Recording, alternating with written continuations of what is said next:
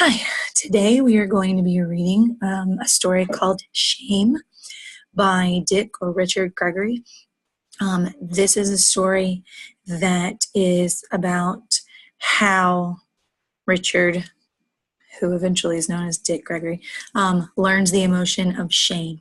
And to me, it's a story that I like to read to see how a person can tell a story and make me feel the emotions that they felt within the event. So it is based on a true story. It is a true story. And so just a little bit about Dick Gregory. I always look up information about authors when I'm reading something. So Dick Gregory was born in 1932 in St. Louis, Missouri.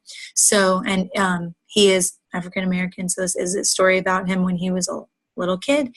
And so today I'm going to read to look for the details that help him convey the emotion of shame. And so every time that I read a part that conveys strong emotion, I'm not only going to take some notes and annotate the text, but I'm also going to put the symbol of a heart so that every time I see those strong emotions, I mark that so that when I go back and look at this text again, I remember those parts that really stuck out to me the very first time I read it. So let me share my story with you. So the first thing automatically is that when I see the word shame, I think about being embarrassed. I already thought about this, typed it out. It's a negative emotion, and it's something, generally shame is something that people have witnessed. It's not an emotion that you just may privately have. You might not feel ashamed unless someone sees something that's happened, especially if you're a kid. Kids don't necessarily know that emotion instantly. It's not like happy or sad. So as I read, again, I'm going to be looking for those strong emotions. It was on a Thursday. I was sitting in the back of the room in a seat with a chalk circle drawn around it. The idiot seat, the troublemaker seat. So already I have this very vivid description. So a seat with a chalk circle drawn around it. And when I read that, it actually makes me think of a chalk outline around a dead body.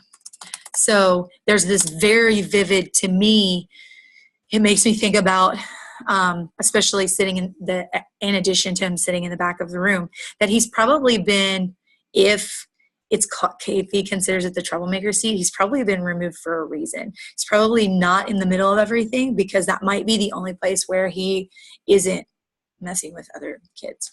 The teacher thought I was stupid, couldn't spell, couldn't read, couldn't do arithmetic, just stupid. Teachers were never interested in finding out that you couldn't concentrate because you were so hungry, because you hadn't had any breakfast. All you could think about was noontime. Would it ever come? Maybe you could sneak into the cloakroom and steal a bite of some kid's lunch out of a coat pocket, a bite of something, paste. You can't really make a meal of paste or put it on bread for a sandwich, but sometimes I'd scoop a few spoonfuls out of the big paste jar in the back of the room. Pregnant people get strange tastes. I was pregnant with poverty, pregnant with dirt, and pregnant with smells that made people turn away, pregnant with cold, and pregnant with shoes that were never bought for me, pregnant with 5 other people in my bed and no daddy in the next room, and pregnant with hunger.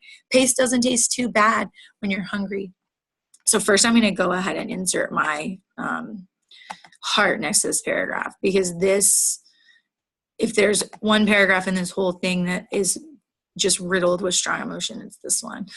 And then I'm also going to make a note over here about this idea of being pregnant. So when I read this, I really actually start to picture the commercials that are help those starving children. And the kids always have these huge bellies. They get those distended bellies from not eating. And so that's what this kind of makes me think of. The other thing is that pregnant is usually positive, but in this case, it's a negative.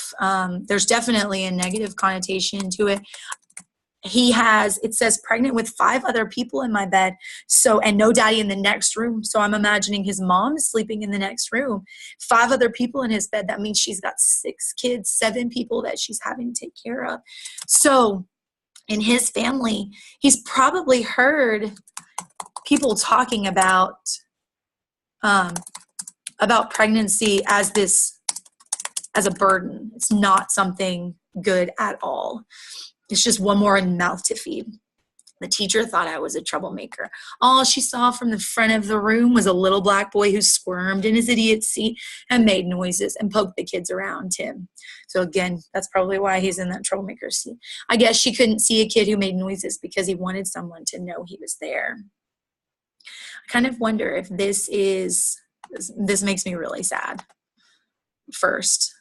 But I wonder if he felt that when he was a kid, or if this is something that he's feeling as an adult, if this is something that he's thinking about looking back on telling this story. It was on a Thursday, the day before the Negro payday. The eagle always flew on Friday. The teacher was asking each student how much his father would give to the community chest. On Friday night, each kid would get the money from his father, and on Monday, he would bring it to the school.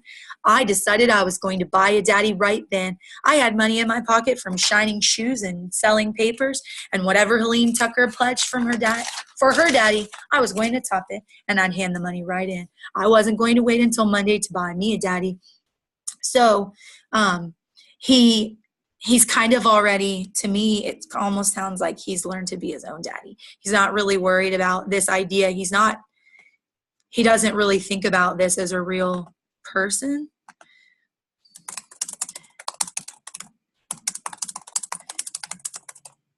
He's having to work. He's 7 years old and he's having to shine shoes at night for money. So he doesn't have somebody around. And Helene Tucker, earlier in this story, Helene Tucker is the little girl that he has a crush on. So that's, and she has a daddy. I was shaking, scared to death. The teacher opened her book and started calling out names alphabetically. Helene Tucker. My daddy said he'd give $2.50. That's very nice, Helene. Very, very nice indeed. So the teacher can be nice. That made me feel pretty good. It wouldn't take too much to top that. I had almost $3 in dimes and quarters in my pocket. I stuck my hand in my pocket and held on to the money, waiting for her to call my name. But the teacher closed her book after she called everybody else in class. So, in general, I know that teachers have information about their students. So the teacher probably knows that Richard does not have a dad.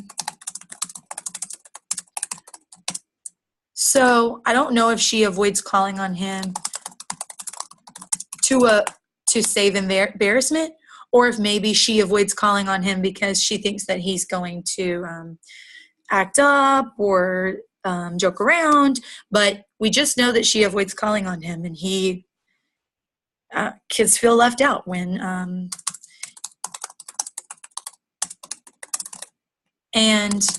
they've been left out, and this ruins his plan. So if I'm even thinking about cause and effect. If he had a plan to buy a daddy and she hasn't called his name, he can't go through with his plan. So then that may cause what happens next. I stood up and raised my hand. What is it now? So again, he's probably done this before. You forgot me? She turned toward the blackboard. I don't have time to be playing with you, Richard. My daddy said he'd sit down, Richard. You're disturbing the class. My daddy said he'd give $15. She turned around and looked mad. We are collecting this money for you and your kind, Richard Gregory. If your daddy can give $15, you have no business being on relief. I got it right now. My daddy gave it to me to turn in today. My daddy said, and furthermore, she said, looking right at me, her nostrils getting big and her lips getting thin and her eyes opening wide. We know you don't have a daddy. So, harsh words. So we have an idea now that this has happened before. My heart looks a little funny. We do know that she says, what is it now? I don't have time to be playing with you, Richard. So again, this has probably happened before. And we got some really good dialogue here. It speeds up the story. So if I'm writing a story and I want to convey some emotion, I know that I can include dialogue to speed things up if I want to. And then I know that the description is going to slow things down. It's going to make the reader slow down. Helene Tucker turned around, her eyes full of tears. She felt sorry for me. Then I couldn't see her too well because I was crying too. I wonder if the teacher felt bad about that. That makes me, I don't know, but that I would. Sit down, Richard. And I always thought the teacher kind of liked me. She always picked me to wash the blackboard on Friday after school.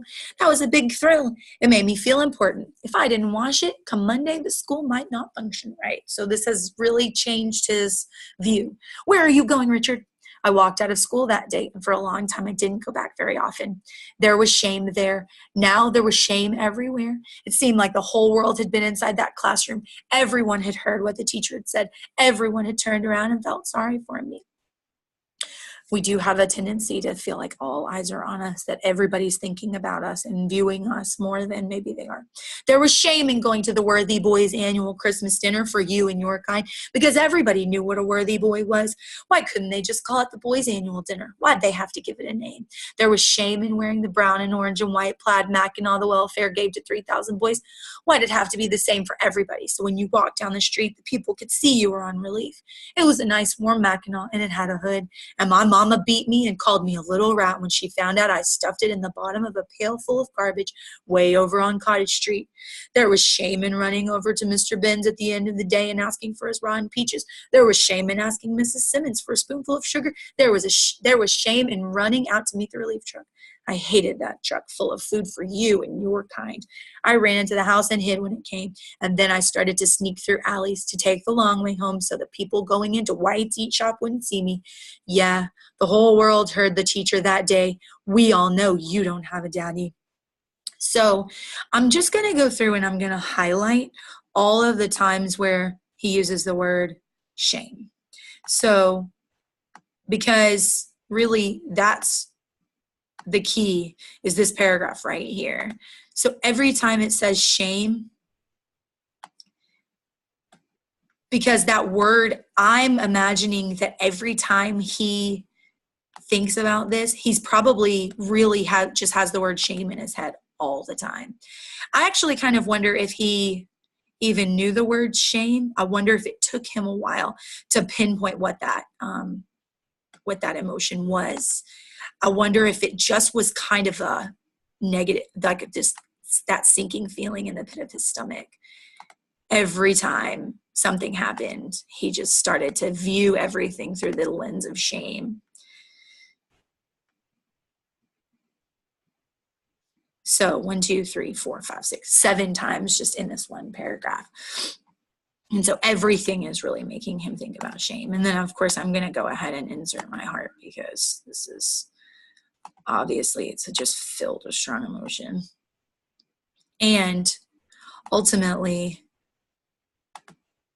I like the way he includes all those run-on sentences because it just pushes me through all these negative feelings. It's just, it's overwhelming, really, especially because, again, he's only 7. So for a 7-year-old to carry this weight and to learn this emotion. So now I've marked my details and I'll be able to go back, and when I reread this a second or a third time, now I can really start to think about how I can include details if I'm writing my own story about an emotion that I felt. So this story is really, as a reader, it puts me into the story, but as a writer, now I can start to see, okay, if I'm exploring an emotion, now I have an idea of how to do that.